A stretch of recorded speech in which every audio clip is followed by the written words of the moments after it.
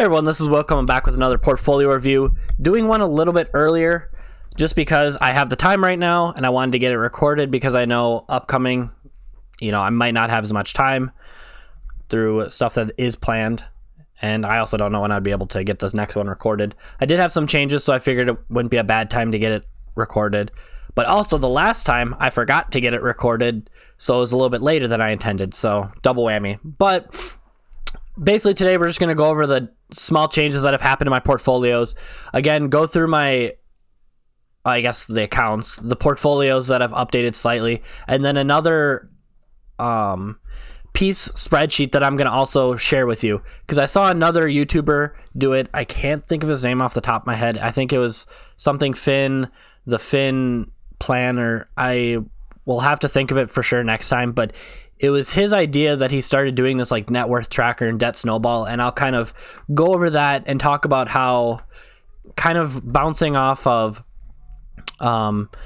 Joseph Carlson's talk of this last episode that he most recently uploaded, talking about how debt can affect you as far as investing and kind of how I am determining what I deem worthy. So we'll kind of go through these portfolios quickly and kind of make this more of the meat and potatoes of this episode.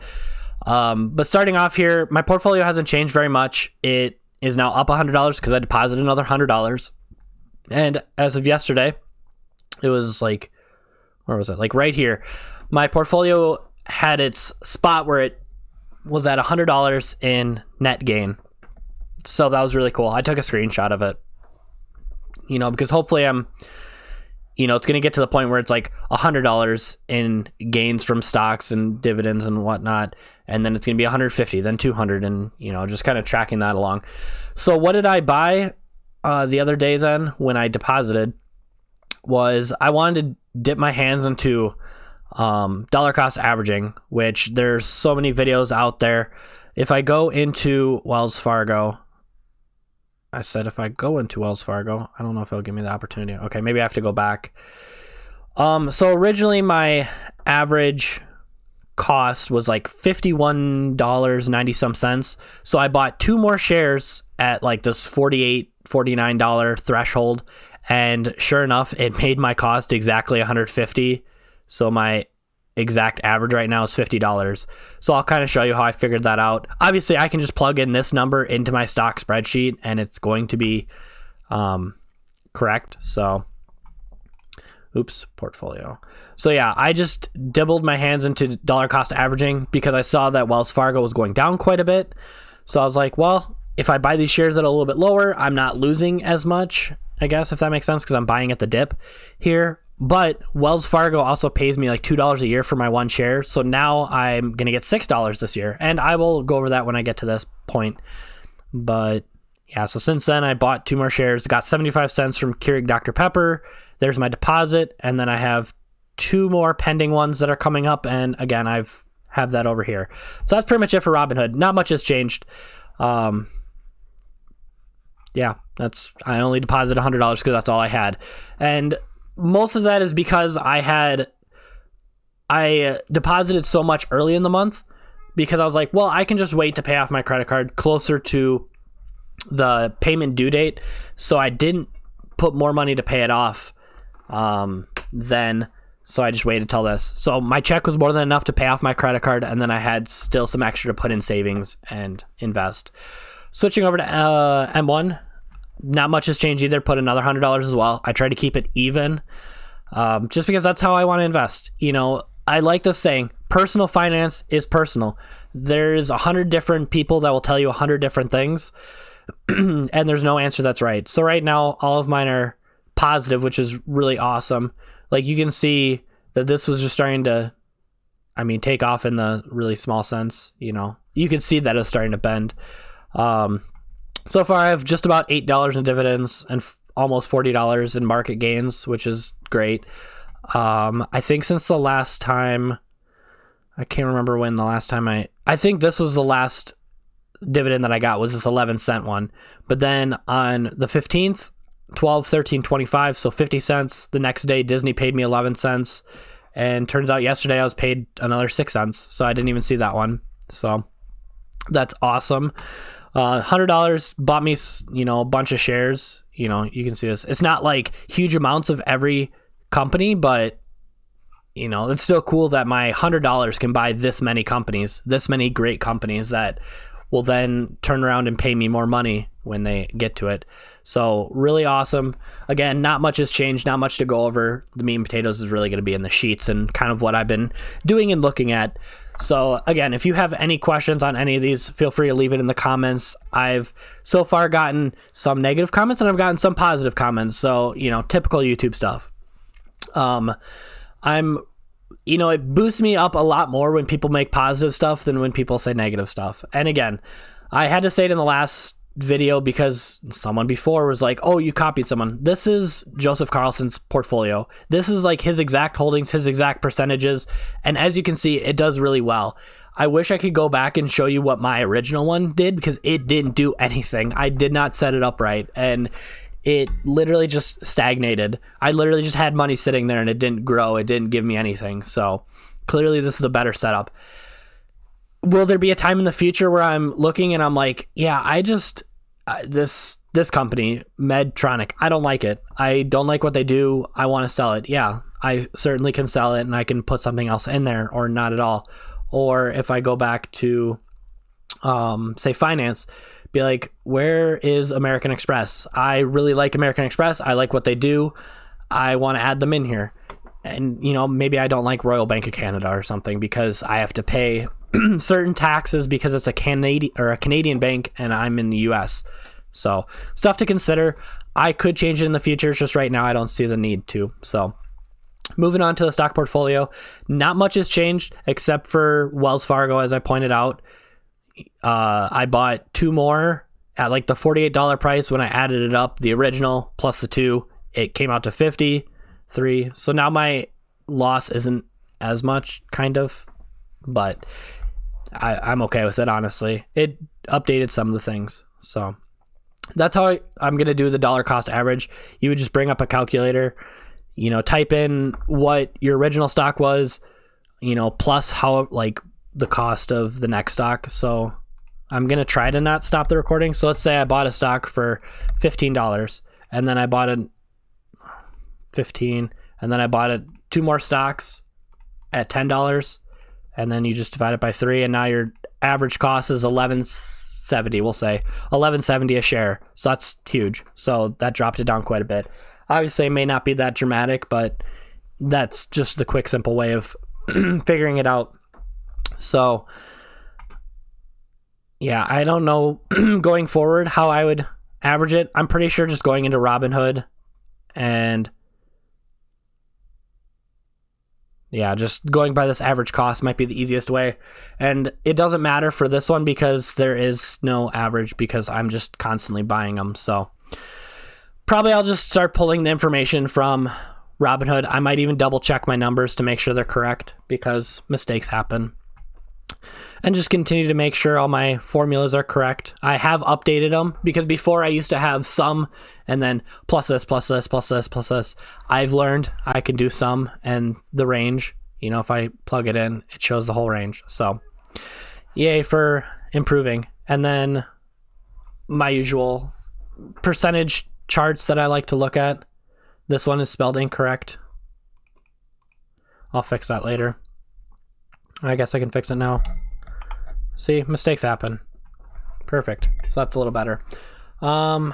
There's other stuff that I'm seeing now, so I need to move on. So clicking into the dividends tab, we'll get over to this in just a second. Obviously, you're probably going to look at it anyway. But this is something that I pointed out.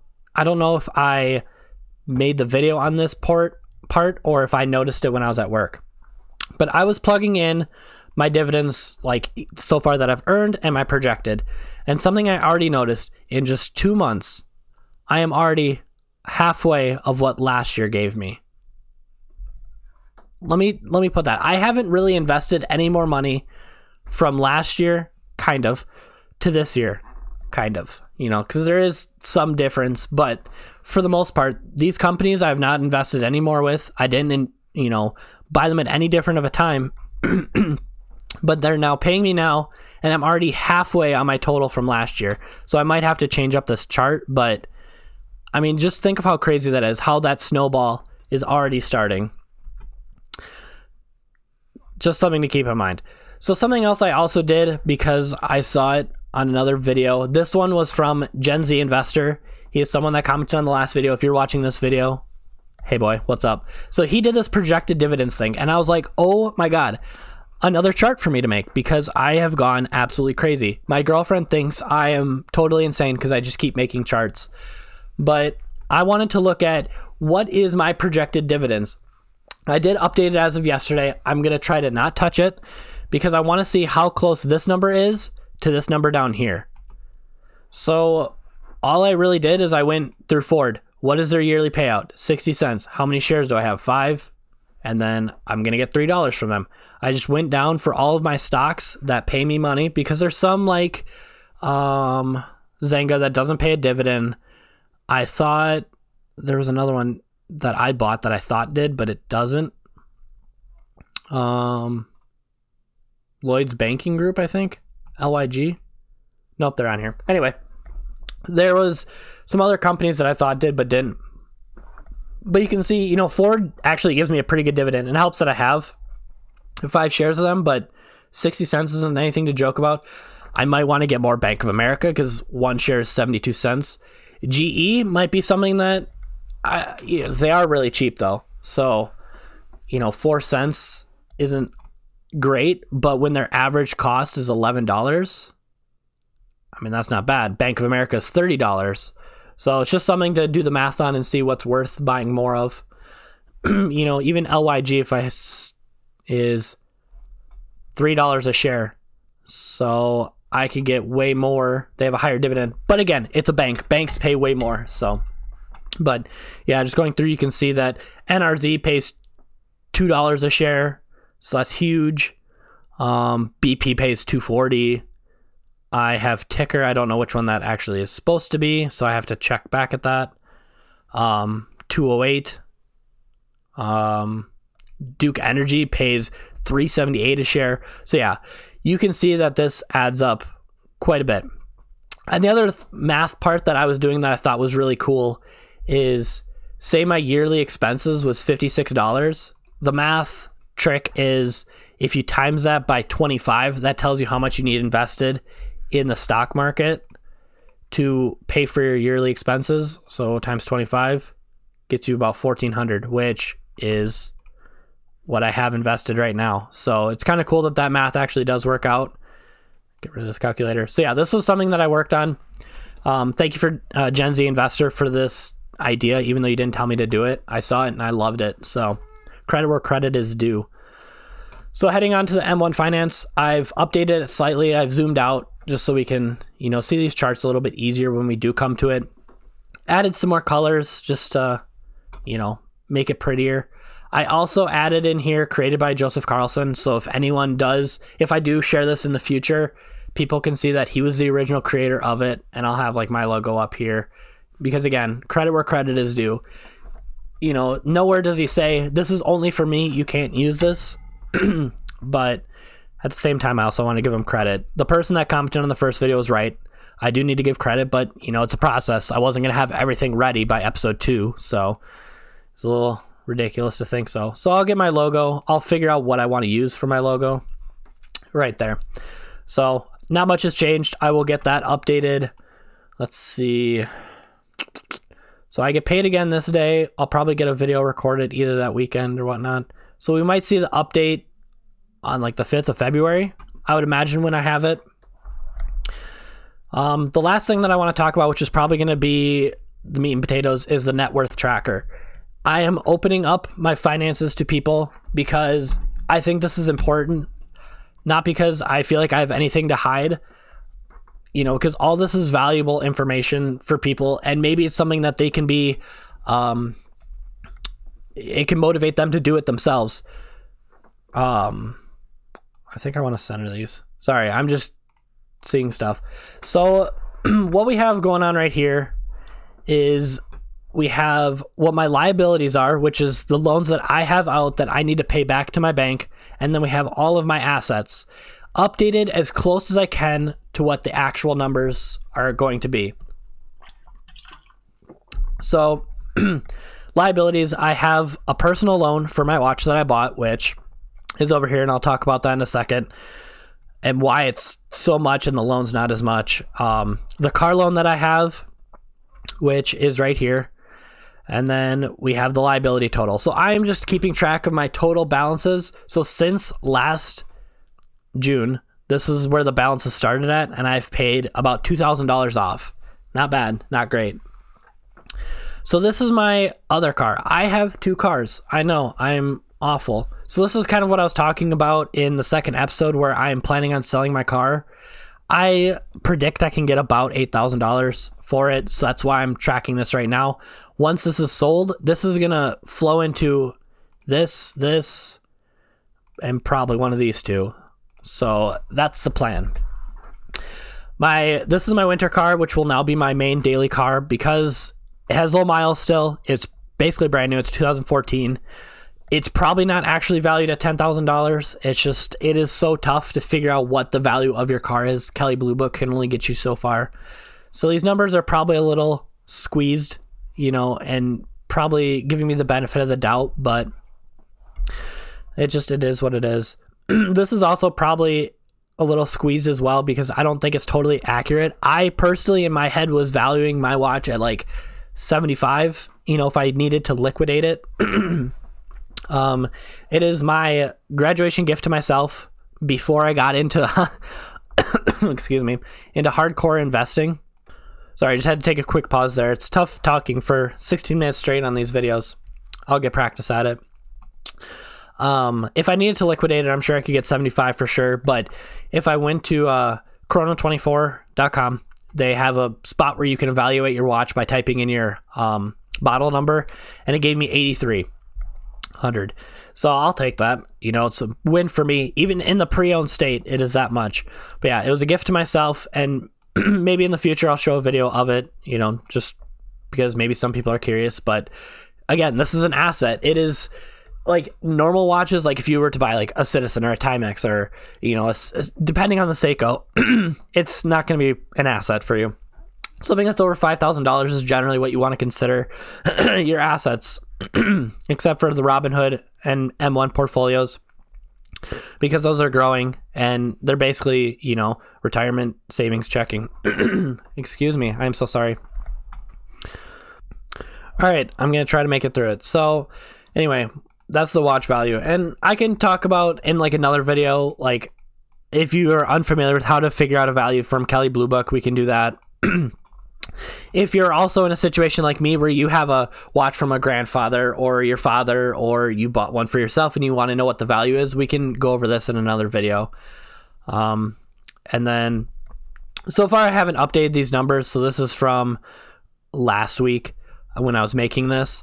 So probably at the end, yeah, because I want these numbers to be what it is at the end of the month. Ideally, that's what I was trying to go for. So these numbers will be updated the 31st. So after I've made my deposit into them, they will be re-updated. So this was just a snapshot of probably the 13th of when I was making this. So, and then I have my retirement account on here, which is another really tricky one that I just have to see what the balance is at and do it, because with M1 and Robinhood, they had end of the month like sheets that they sent to me, showing what the balance was at the end of the month. This does not, so that is quite frustrating. And then just a snapshot of what my checking and savings is at. I don't keep very much in my checking, because I usually just get my check deposited, I put it into savings, put it into one of these accounts, and that's it, because I just wait till I get paid to pay off my credit card. That's just how it works for me. And that's not going to be for everyone, and I understand that. But I don't need to leave very much of my checking. So you'll see that pretty much every month I've had positive net gains. When I've started to figure out finances, it is, started to make sense for me. The months that has gone down was the month that I had to make a double payment because I was switching how I was paying for the loans. Instead of doing like $200 a month, I would do $100 1 week, or 1 week, and then I would come back 2 weeks later and pay another $100. Still making the same payment, just doing it twice the speed to pay down the principal faster. So I had to make a double payment because I had to switch it. And then this was from Christmas. So basically everything else has just been positive every month. So hopefully I can see another positive growth. So why this one went up, I don't know. I don't know why it went up so much. I think it's just because I have to update the numbers correctly, but so I might have to tweak this chart, but this is you know, it's gone up and then it went down, but then it went up and then down. So work in progress. But you can see as, you know, each month has gone along, my net worth has trended positive, which is the goal. And this is just, again, another asset, or another, like, not asset, facet of understanding your personal finance, is seeing, you know, the large scale of what you owe versus what you have at your disposal. If I had a house, I would add this on there. I don't really know what else you could, like, if I had like a motorcycle, that would be an asset. If I had gold bars, or, you know, like land, a lot of different things that can be classified as assets. I just don't. Most people say if you have anything that you own in your possession that's over 5,000, that's worth counting. In terms of like what you need to sell, Robinhood portfolios, M1, retirement accounts, savings, checkings, those are all liquidable, very. So you can always count those no matter what value they're at. The last piece that we'll talk about is, you can see another tab, a debt snowball. So this is, again, from the same person that kind of like gave me the idea to do this, and I don't know where else it is. I will have to figure out what his name is for the next video for sure, because I want to give him credit where credit is due. He had this chart and I basically copied it because it makes sense for me. It's laid out nice. It makes sense. So for my personal debt snowball, I only have 2 debts. I don't have school loans, which is huge. That's really it. I mean, I don't have a mortgage yet. I don't have any medical expenses. It's just my car that I wanted a new one. You know, I mean, it's very normal for people. And then I wanted to buy myself something nice for graduating school since I was debt free. So by graduating debt free, I wanted to put myself in debt, which is fine. So you can see that this just kind of breaks down this piece a little bit more. It's not going to go the month by month, you know, the happy progression. It's going to show me the raw numbers. So it shows me the amount and where they started at. This was actually a little bit less. It's just to get my watch. I refinanced my car to get more for my watch because my watch was expensive. I had like $2,500 cash ready to go for it, but I had to get a loan for the rest, but not the point. So far you can see what I've paid off on it. I do pay a little bit more on my car, so that's why I'm paying it off a little bit faster. You know, the payment on that is $210, but I'm paying a little bit more. So this is that same premise I was talking about. I do like $107.50 each payment, and I do whatever is half of that. So when people are asking, well, what is more important? Do you need to pay off your debt first, or do you need to invest? There's really no right or wrong answer. Again, it comes back to personal finance is personal. I'm okay with sharing because, you know, then maybe you can relate to what I'm doing, or you might look at what I'm doing and say, what an idiot, I'm not going to do it that way. And that's fine. You know, this video isn't meant to be, this is the one way. There's so many ways. It's, again, if you are new to my channel, welcome. If you're unaware, my background is in teaching. So this is why I enjoy doing this stuff so much. But when I was doing my student teaching, we had to do multiplication. And we had like a whole chapter of like 7 different ways to do multiplication. So obviously there's no right or wrong way. There's just different ways. So again, same premise. So when it comes to like stock investing, same thing. Generally, you see about an average of an 8% return in the stock market. So for me, it is more advantageous. It makes me more money if I put $100 in the stock market over paying an extra $100 on these. Is it better to pay these off? Yes. You know, because then this $330 that I am paying every month to these loans, I can then invest instead. But if I have extra money at the end of the month and I want to invest it, that's my choice. I still have my plan of attack. Where is it? I do plan on selling my Mustang, and depending on what the value is, I do plan on selling this, and depending on where the value is of this could take out a huge chunk. So I've also set up one of these for my girlfriend because she has the same, life situation. We all have debts, but no one organizes it in a way for it to make sense. So I do plan on getting this paid off by the end of the year. That is my goal, is to pay off this remaining $15,000. How I'm going to do it? Well, part of it is I want to get a new job, and that's what I applied for, was to get a new job, because I'm going to then effectively double my income, which would be huge. And if I could pay that off, buying a house would be a lot more comforting, knowing that my only debt is a house, which some people don't even really count as a debt, but some people do. Just because it's a investment as well, generally. So that's the plan. Plus also selling my car that I don't need anymore.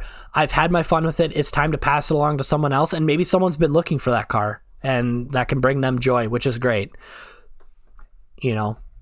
So the reason why, again, I don't pay this off as fast is because these are lower than 8%.